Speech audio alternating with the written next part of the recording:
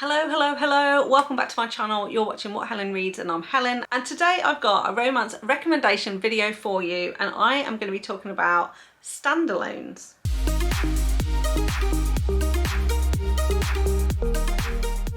So today we're talking standalone romance recommendations because I think it's really important that sometimes we are able to just pick up a book that isn't part of a series, because if you're anything like me, then you're a bit of a completionist, and once you start a series you kind of need to finish it. And some series only have a couple of books in them, right, maybe 3 or 4, but other series go on a long time. You know, thinking about somebody like Kresley Cole, you know, her series is up to about 22 books by now, and even some mafia kind of series have a minimum of 4 books, often at least 6 books, and so it feels like quite an investment to kind of get through all of those stories. So every now and then it's nice just to pick up a book that completely stands by itself, and then you don't have to worry that you've missed out on something, that you've read something out of order, or feel that compulsion that once you've started a series you kind of have to complete it. So I do really appreciate a good standalone from time to time. So I have got quite a few to recommend today, 10 in total. So let's get stuck straight in. I'm going to kick off with Rules of Engagement by J T Geissinger. Now this one is a sports romance and I listened to this one actually as an audiobook, which I really did enjoy. The hero in this one is Mason. He is actually an NFL star, so on an American football team, and our heroine Maddie is basically a matchmaker. So she owns her own company, and she is kind of a professional matchmaker where she basically helps couples find true love. Now our hero Mason is very, very grumpy, so this is kind of a grumpy sunshine sort of tale as well. And he's got a really sort of bad attitude. As a result, his you know, he's not looking too good in the media. His PR isn't great, and he's so brooding and sort of grumpy. He's got a bit of a bad reputation on the football field as well, and is known potentially to be quite violent sometimes as well. So they really need to see if they can sort out his you know, his personality a little bit, make him a little bit more engaging for his fans, and one of the things his sort of agent thinks would be good for him is if he was to find himself a wife, because then he would have a better reputation, because he, instead of being this sort of like single bad boy who's always getting himself into trouble, he would be then this respectable kind of family guy, and that would help his you know, help out his image, and also ensure he doesn't lose his place on the football team. So his agent basically approaches Maddie and asks Maddie for assistance in finding Mason a bride. Now with all J T Geisinger's books, obviously there's lots of witty banter in here. You know, Maddie is extremely clever with her words, and she and Mason obviously clash quite a lot at the start of this book, and she is very frustrated with him because he is not at all you know, husband material, and he doesn't really know how to treat a woman right, and so therefore any interactions he has with women that she puts forward to be his potential partner don't end too well, because he's not particularly a gentleman. He doesn't, you know really how to wine and dine and romance a woman, and so Maddie then has to start kind of being Mason's coach and coaching him to be kind of a better partner. And of course, as they're going through this process, Mason and Maddie are actually going to start getting very close to one another, and Maddie's going to start to figure out that there's more to Mason than first meets the eye, and definitely a softer side to him underneath that kind of prickly exterior. I really enjoyed this one. I would definitely recommend if you are looking for a standalone sports romance. Okay, next up then I have Untouchable by Sam Mariano, and this is a dark bully romance. So if you don't mind a dark romance and you don't have too many triggers, then I definitely recommend this one. We are following Carter and Zoe, and this is kind of a high school romance, because this takes place in senior year of high school, and Carter in this one is the quarterback of the football team. They live in Texas, so this is a pretty big deal, and therefore he is the one that's pretty much untouchable, right? Because he's pretty much a god in his hometown. The thing is, Carter is a very troubled individual, and he kind of comes across as a bit of a psychopath. He isn't actually a psychopath, but he takes questionable actions, shall we say, and isn't too nice to Zoe at the start of this book. So Zoe is our main female character in this one, also a very interesting character. And what's actually happened in this one is that Zoe had a bit of a run-in with somebody else from the football team. She ended up reporting his behaviour to the school, and this player is then suspended. So the school don't like her very much, and the rest of the football team don't like her too much. And so right at the start of this book, she is being bullied and picked on by some of the other football players, and ends up being cornered in a classroom in this school, and Carter is among the people there who are kind of being horrible to her. Carter does take it a little bit too far though, and forces Zoe to do something she really doesn't want to do. So there's SA at the start of this this book, but Carter is then extremely intrigued by Zoe and kind of wants to get to know her a little bit better, shall we say, and kind of forces his way into her life. Now Zoe is horrified by what's happened, but she kind of wants to put it behind her, and the next day she takes the day off school and basically says that she's not well. And this is the first time that we see that Carter may be a little bit unhinged, because he hears that she's not well, is upset that she's not at school, and decides that he's gonna make some soup, take it round to her house, and then of course Zoe's mum thinks that Carter is really, really nice. Oh wow, this really, really nice, handsome guy who's a quarterback of the football team has come round to see my daughter and bring her soup because she's not feeling well. What a nice guy he is. And of course Zoe is horrified, but doesn't want to tell anyone what's happened, and is now stuck in this situation where she has to pretend with her mother that you know, everything is all right between her and Carter. And then things just spiral from there, really. Carter is extremely manipulative and forces Zoe to do things that she really doesn't want to do, and really manipulates the situation so he can spend more time with her. And Zoe very, very much tries to stay away from him, stay out of his way, go on about her life, but he is not having any of that at all, and he's going to come for her basically, and she is going to end up with no choice in the matter whatsoever. If you've watched my dark romance recommendation video before, this is definitely on there. In fact, it appears in quite a lot of people's you know, dark romance recommendation videos, and for a very good reason. It's a fantastic read, and if you haven't read it yet, I would highly recommend. Okay, so going to a slightly lighter tone, we have My Killer Vacation by Tessa Bailey.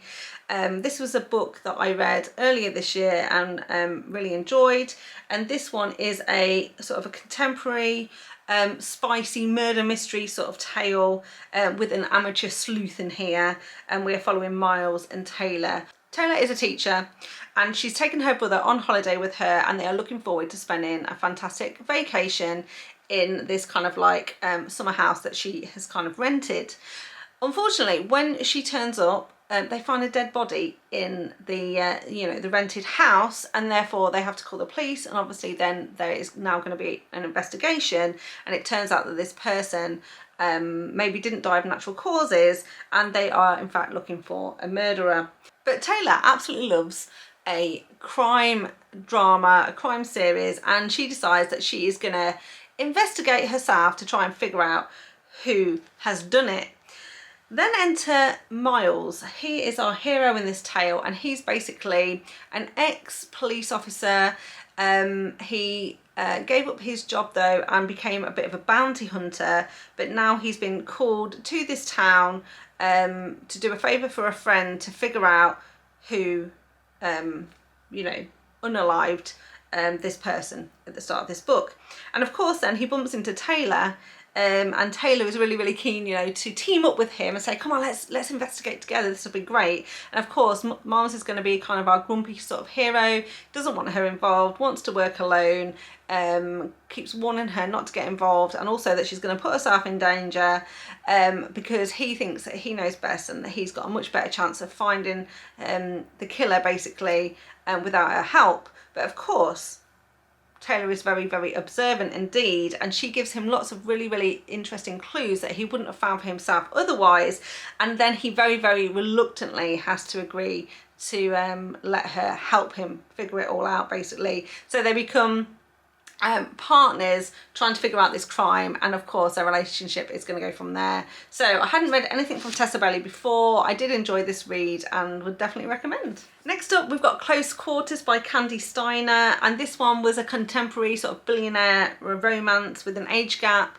There was also a bit of cheating in here, so if you don't like cheating, then maybe this one isn't for you. But basically it's the heroine in here who cheats on her boyfriend technically, but he is a complete and utter douche, so we have no respect for him whatsoever and don't really care that she ends up with our hero in this one, who is Theo, because this is also a close proximity romance. And I've also put this as like a bit of a road trip as well. It's not really a road trip because they're on a boat, so it's more like a boat trip, but still they are traveling from place to place, so it kind of has got that road trip vibe to it. So essentially Theo is our billionaire. He owns this sort of super yacht and he's going to spend the summer on his super yacht. And Aspen is, at the start of this book, she is going out with a person who is going to be on the crew for this super yacht, basically. So he will basically be part of the crew on board. So Aspen and her boyfriend are basically from America. This super yacht is in kind of Europe, and they're going to be sailing around the Mediterranean, things like that. So they fly to Europe together, and Aspen intends very much to basically travel, backpack around Europe while her boyfriend is on this super yacht for the summer and taking photos, because she's also an amateur photographer and wants to sort of turn professional. So she's going to spend the summer exploring all the different towns and cities across Europe and taking lots of lovely photos. Of course, when they get there, she does go on board the boat and her boyfriend shows her around, and then that is where she meets Theo for the first time. And when Theo meets her, he offers for her to stay for dinner, and then after dinner he then says, hey, instead of backpacking across Europe, why don't you stay on the boat? We can go from town to town, you can hop on and hop off, go and take your photos still, and you know, spend time with your boyfriend. So she reluctantly agrees, because she was really actually looking forward to backpacking and just spending some time alone, but this is an opportunity she can't refuse, and so she agrees and takes Theo up on his invitation. The thing is, as we get further into the trip, she gets much closer to Theo. They start to have feelings for each other. They're kind of very attracted to each other, and Theo definitely wants Aspen. And meanwhile, she gets further and further apart from her boyfriend, who you know, is working a lot of hours, and when he's not working, he's partying with the rest of the crew, drinking a lot, doing drugs, going ashore and having a party, and they're really starting to sort of kind of grow apart. And we also start to realise that maybe her boyfriend isn't that great. He's definitely cheating on her in some way, and also there's something else going on that we're very suspicious of him and some of the things that he's doing. So as this sort of separation from her boyfriend happens, she gets closer to Theo, like I said, until obviously their chemistry is going to be too much for each other, and you know, they're going to end up in a relationship. So I really, really enjoyed this one. This felt very, very luxurious as you read it. Lots of, you know, billionaire touches. So lots of fine dining, lots of nice wine, lots of nice clothes, and just the setting. And it was kind of like really kind of romantic, because who doesn't want to sail around the Mediterranean with a billionaire on a super yacht, being taken around and bought lovely things and just generally having a lovely time. So I really liked the whole vibe of this book, and you know, how it all kind of played out and how Aspen ended up with Theo. So I would definitely recommend. Next up then, I've got Minx, which is by Sophie Lark, and this one is an erotic romance, and we are kind of following an escort who is Blake, and a billionaire who is Ramses. Now Blake is a very, very high class escort. She earns quite a lot of money, and that she has regular men that she sees. In fact, at any one time she usually sees about 3 men, and they're kind of long-term kind of arrangements. And when she you know, ends an arrangement with one man, she replaces the slot, but again she's very, very picky about who she chooses, because basically Blake is an extremely, you know, intelligent woman, and she is using the opportunities with these men to make herself a lot of money, in addition to, you know, working for them. Because she always picks like high-powered men, people in very, very influential positions, and using her kind of relationship with them, she is able to overhear conversations, get insider trading knowledge about stocks and shares and that sort of thing, and she's very, very good at tracking the market. So when she, you know, hears about a good deal, as it were, she uses the money that she earns to invest in companies, in stocks and shares, then sells them obviously at the appropriate time and makes herself a lot of money. So this is kind of what she's doing and what her plan is. Now, our hero Ramses is extremely driven. Like I say, he's a billionaire, and you know, he is extremely wealthy, also very clever with stocks and shares. That's kind of how he makes his money. And when he sees Blake at a party, basically he decides that he wants to have her for himself. But like I said, she's quite savvy and she's very particular with who she picks, and at first she very much says no, and I don't have any space in my roster, basically I'm all booked out. And so Ramses, not being one to not get what he wants, he makes sure that he kind of like removes the competition, shall we say, maybe encourages them not to see her anymore. And so she then has a space opens up that Ramses can fill, and then slowly but surely make sure that he's the only one that she is actually seeing. The thing is, this is also, like I say, an erotic romance. This is a fun, spicy time, and in this book they kind of fall into a bit of pet play as well. So there's pet play in here, and even if you're not the sort of person that likes pet play, it's really, really well done, and I think you would definitely enjoy this one if you like an erotic romance. These two are really good together because you know, there's a lot going on behind the scenes. They're both more than kind of meets the eye. Very, very intelligent, very, very ambitious, and they work really well together. And you know, Ramses really, really helps Blake with some of the things she's doing, and in turn Blake helps him with some of the things that he's doing as well. So they make a really, really great pair, and I enjoyed this one a lot and would definitely recommend. Next up then, I've got Shattered Secrets by Lilian Harris, and this is a mafia adjacent romance. It's actually an amnesia romance and second chance. I would also sort of say it's romantic suspense as well, because there is a suspense element to this one. Mafia adjacent because this book isn't strictly mafia, but our main male character in this one, Hudson, he is the mafia's lawyer. And Hadley is his wife, and basically at the start of this book what we see is this very, very loving couple. This couple absolutely love each other very, very passionately, and they would do anything for each other, and so they're very, very happily married. The only dark kind of shadow, if you like, in their relationship is the fact that they really, really want children, and Hadley hasn't been able to conceive a child, or if she has, then she has lost the baby, unfortunately. So they are going through a very, very painful process of you know, trying to get pregnant, and through IVF. But like I said, they absolutely love each other so much, and this is the only kind of like, you know, dark shadow, if you like, in their lives. That is until Hudson basically disappears one day, and no one knows what's happened to him, and so Hadley is left completely alone, absolutely devastated and distraught. And what we then discover is that actually she was able to get pregnant, and now she is forced to go through the pregnancy on her own, and eventually raise the child on her own as well, because basically what we then have is a bit of a time jump, and 4 years pass, and Hadley is really, really had to just get through life without her husband. She is still extremely heartbroken. She misses him terribly, and she's never been able to close that chapter of her life because they've never found out what happened to him and where he is, but he is presumed dead.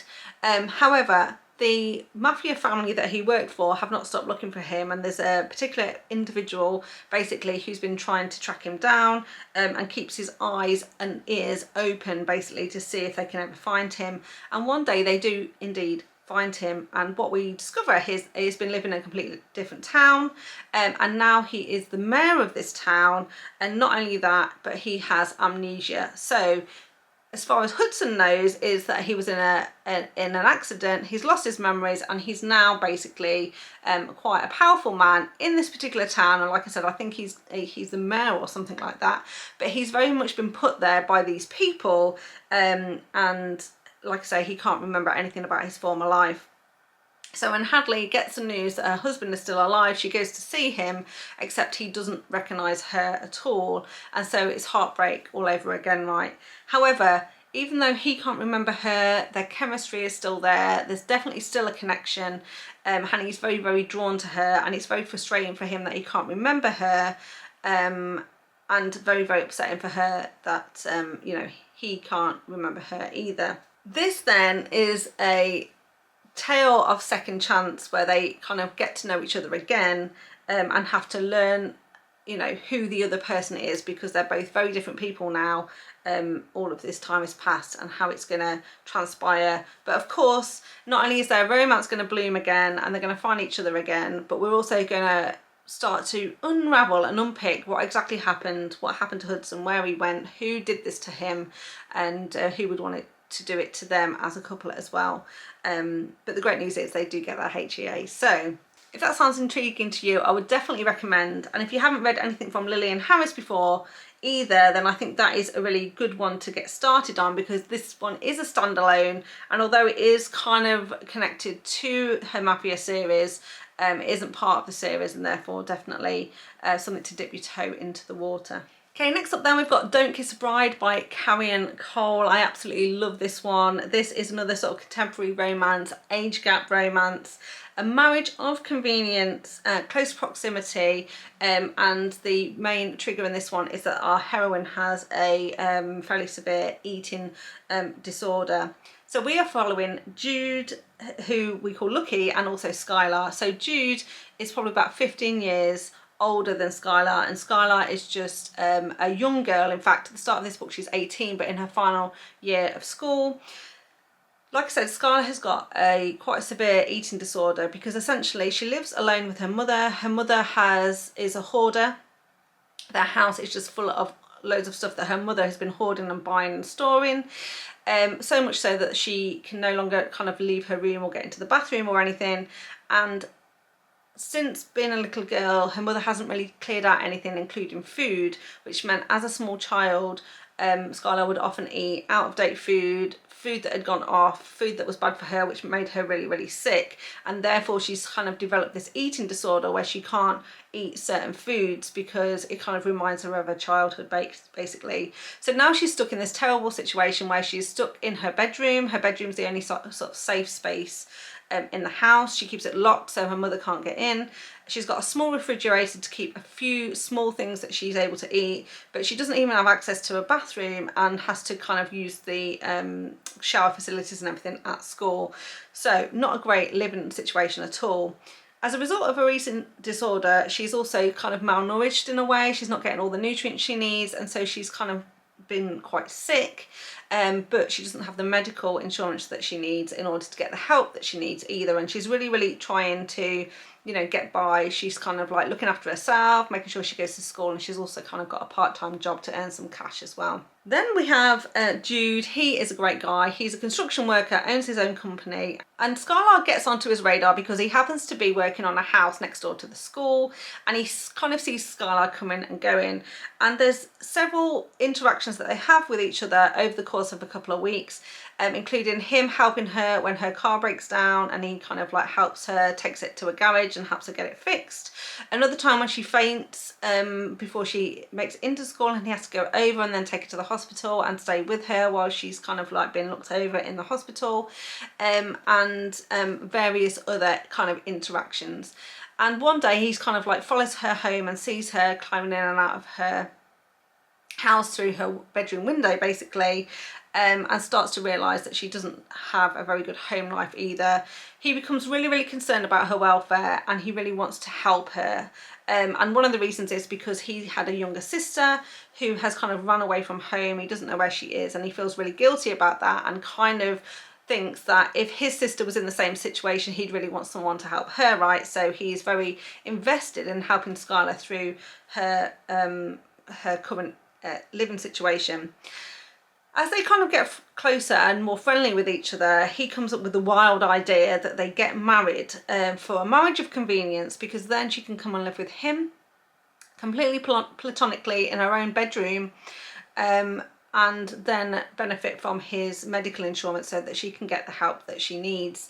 And so for him, this is the perfect situation because it gets her out of you know, living at home with her mum, but also, like I say, she gets the medical care that she absolutely needs. And Skylar agrees, and now of course then they're living together in close proximity together, and their relationship is going to go from there. Jude definitely harbours a lot of guilt for being attracted to Skylar because of the age difference, but also the kind of power imbalance that he sees in their relationship, because, you know, he's really helping her out, and what he doesn't want her to do is think that she owes him anything at all, or feels that she has to kind of, you know, give herself to him in order to say thank you. And so they're towing a very fine line, but I just love how this is written. I really like Carian Cole's writing, and I absolutely love this couple. Jude is absolutely fantastic. Next up then, we've got Pen Pal by J T Geissinger. This is a dark romance. It's also romantic suspense, and we're following Aiden and Kayla. Now, I don't want to say too much about this book because it would be very, very easy for me to spoil this one. But needless to say, this is called Pen Pal because what happens is we have our heroine, Kayla. She was married and is no longer married. Her husband passes away, so she is now a widow, and she's definitely grieving for the loss of her husband. Shortly after his death, she gets a letter through the post, and when she opens it, it's this letter from this intriguing man called Dante. And as the blurb says on the back, the first letter arrived the day my husband was buried. It was postmarked from the state penitentiary, and it contained a single sentence: "I'll wait forever if I have to." And so we know that this has been sent to her by a man called Dante, seemingly from prison where he's been incarcerated. And then she cannot help herself but kind of write back to him, and they kind of start an exchange of letters where she tries to figure out who this person is who's writing to her and why he would be writing to her. But also lots of strange things are going on in the house as well, and she starts to feel like she has a bit of a stalker.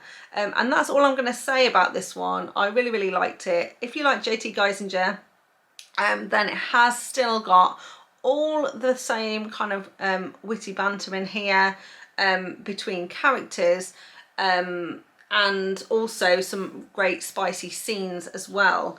But it's very, very cleverly written and very suspenseful, and would highly recommend. So down to the final two then. So the next one I'm going to recommend is You and Me by Tal Bauer. This is an MM romance, contemporary, two single dads, friends to lovers, and a gay awakening as well for Luke, who's one of the heroes in this story. So in this one, we're following Landon and Luke. Like I said, both of them are single parents. Landon is openly gay, and he is still very much has a good relationship with his ex-wife, and is a great dad to his son, who is in the football team. And Landon is very much one of those really kind of wholesome, perfect parents who absolutely dotes on his son, takes him to all the football clubs, and is even there in the kind of the parent club, if you like, helping out, and you know, doing the catering and that sort of thing. Luke, on the other hand, is a bit of a mess. His wife passed away. He's really, really struggling. He's not getting on with his son at all. His son harbours, you know, a lot of anger and resentment towards his father, and he's sort of really, really kind of struggling, and, you know, is struggling at work and everything. And one day he decides that he needs to spend a bit more time with his son, and he decides the best way to do that is to get closer to him while he's playing football, and he kind of joins this parent sort of committee, if you like, where they help out. And that is where he meets Landon. At first he's a bit intimidated by Landon because Landon, like I say, seems to be the perfect parent, and he realises he's such a mess. but they become really, really good friends where Luke and Landon really spend a lot of time together. Landon really, really helps him. Luke can talk to him about how, you know, how he's feeling, the struggles with his son and everything, and Landon really helps that. It also helps that Landon and Luke's sons are also really good friends with each other and play on the same football team, right? And so they spend a lot of time together as well. And this then starts to mean that Luke's son really, really starts to come around and start to see his father differently, and they do start to develop a closer relationship, or at least less fractious than it was before. And of course, through this as well, like I say, Luke and Landon become really, really good friends, and then they start to have feelings for each other as well. Now, like I say, Landon is openly gay, so he is not surprised at all that he has feelings for Luke, but Luke is having this kind of like gay awakening, if you like, where he is very surprised about his feelings to Landon, very curious and wants to explore them, and you know, together they kind of like see how things are going to go. I thought it was done absolutely beautifully. I love this story. The friendship between them was great. The sex scenes were also very spicy indeed, and I really enjoyed how this one ended as well.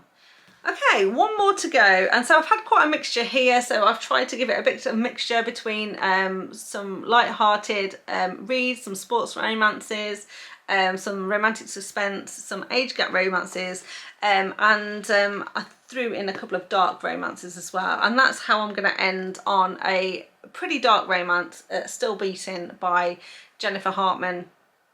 And in this one we are following Cora and Dean.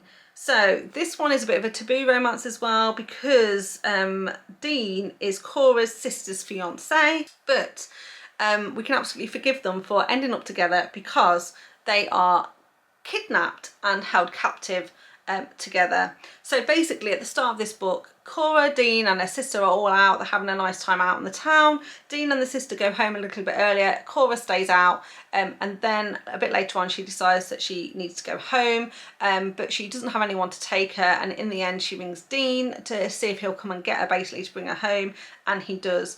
And basically on the way back, they're in the car, but they get kind of pulled over by what they think is a police officer, but it turns out it's not a police officer at all. They've actually been tricked, and now they have been taken captive by a psychopath and a serial killer, and he basically keeps them then tied up in their basement, and they have to endure quite some horrible things.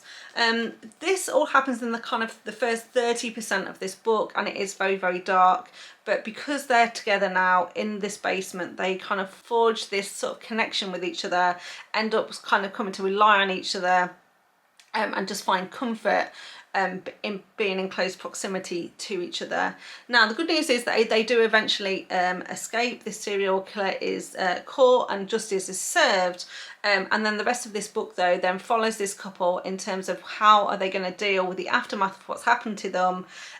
Dean can't really go back to the relationship he had with Cora's sister, and you know, Cora's battling obviously lots of different types of emotions. Clearly she's got PTSD from what happened to her, but also you know, trying to figure out how she feels about Dean, and how they can be together, and how she feels about the guilt for you know, kind of like cheating